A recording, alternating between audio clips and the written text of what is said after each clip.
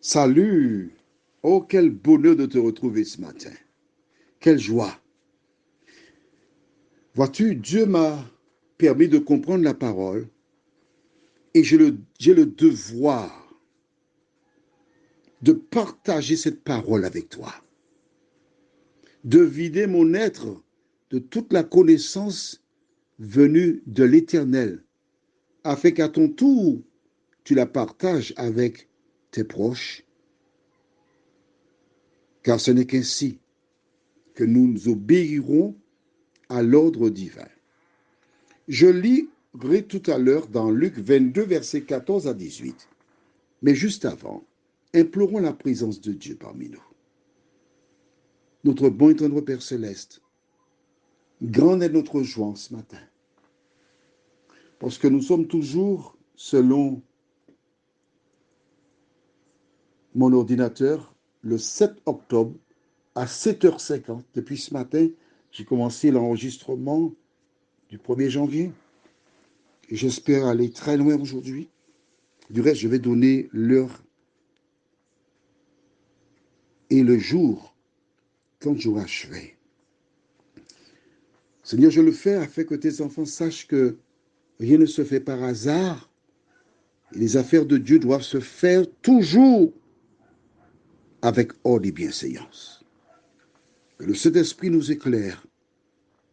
Nous t'en prions au nom de Jésus pour ta gloire éternelle. Amen. Lisons donc de Luc 22, versets 14 à 18. L'heure étant venue,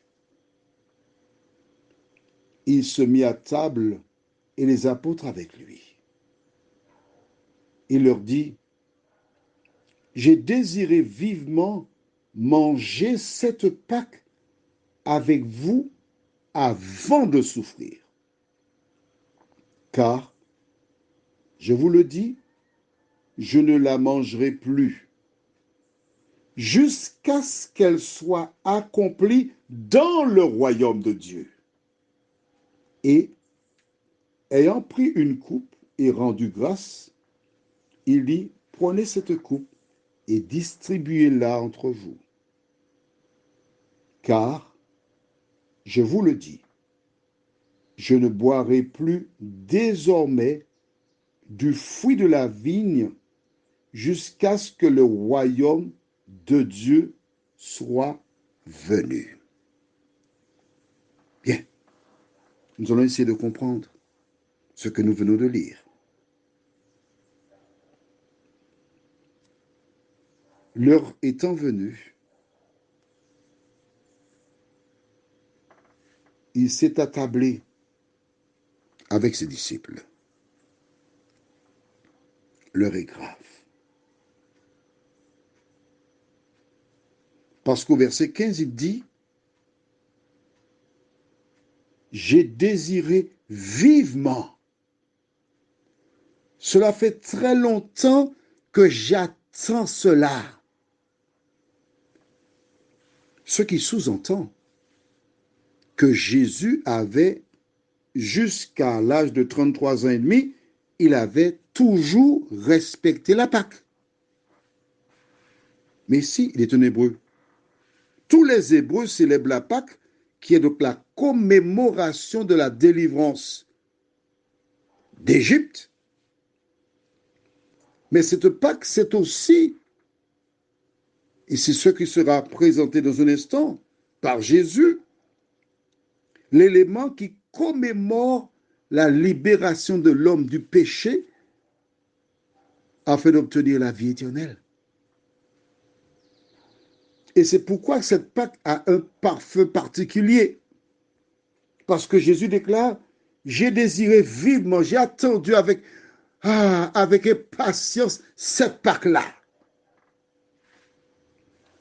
Parce que cette Pâque-là, c'est la rencontre de l'autre Pâque. Quand j'étais jeune, j'ai été à un certain moment guide touristique sur l'Amérique du Nord. Et j'ai emmené bien des personnes du côté de Niagara Falls, les chutes du Niagara.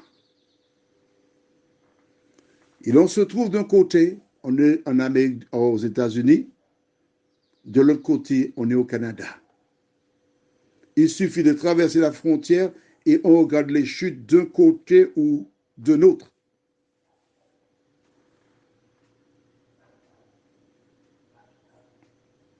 Ce qui relie ces deux pays, ce sont les chutes.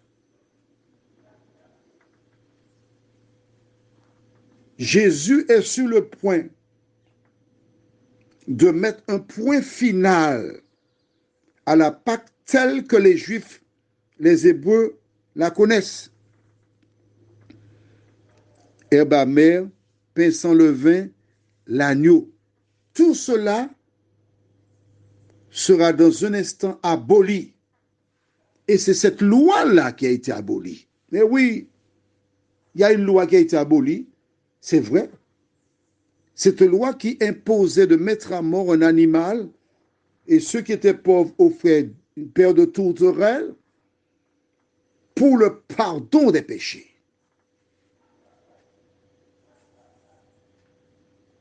Jésus était sur le point de mourir. Et à la mort de Jésus, cette loi-là a été abolie. C'est-à-dire qu'à partir de la mort et de la résurrection, pas la mort seulement, hein, la résurrection de Jésus, nous avons la paix avec Dieu. Mais il y a des conditions à remplir. Certaines personnes se contentent de dire, crois au Seigneur Jésus et tu seras sauvé. Ce n'est pas vrai. Il faut voir le contexte dans lequel cela a été prononcé. C'est-à-dire que ce sont des Hébreux qui parlaient à des Hébreux. Or, les Hébreux, des pratiques des Hébreux. La seule chose qu'ils ne connaissaient pas, c'est que l'agneau qu'on immolait, cet agneau-là représentait Jésus, le Sauveur du monde. Est-ce que tu as vu la différence? C'est ça toute la différence. Alors Jésus déclare, j'ai voulu connaître cette Pâque-là avec vous. Les disciples ne comprenaient pas totalement ce que disait Jésus, parce qu'ils étaient prisonniers dans leur plan, leur projet, leur vision, la manière qu'ils percevaient Jésus. Pour eux, Jésus allait régner sur le pays, et puis ils seront libres, ils seront bien. Ce n'était pas ça. Ensuite, Jésus dit au verset 16, « Je vous le dis, je ne la mangerai plus jusqu'à ce qu'elle soit accomplie dans le royaume de Dieu. » Jésus donc nous indique qu'il y aura une Pâque dans le royaume. Mais nous savons que la Pâque qu'il y aura dans le royaume, ce ne sera pas manger l'agneau, des herbes amères et du pain sans levain. Pourquoi? Dis-moi. Allons, fais vite. Seconde passe là. Dis-moi pourquoi. Quand je te pose la question, c'est pour t'inviter à réfléchir et de trouver. Si tu trouves, c'est bien. Si tu ne trouves pas, ça viendra. Ne te décourage pas. Continue de suivre le cours. Pourquoi il n'y aura pas d'animal sacrifié sur la nouvelle terre? Mais tout simplement, c'est simple. Hein? La mort ne sera plus. Et comme la mort ne sera plus, on ne pourra pas immoler d'agneau. Parce que l'agneau ne mourra jamais. C'est bon? Alors, qu'est-ce qu'on va commémorer? Il le dit. Verset 18. Car, je vous le dis, je ne boirai plus désormais du fruit de la vigne jusqu'à ce que le royaume de Dieu soit venu.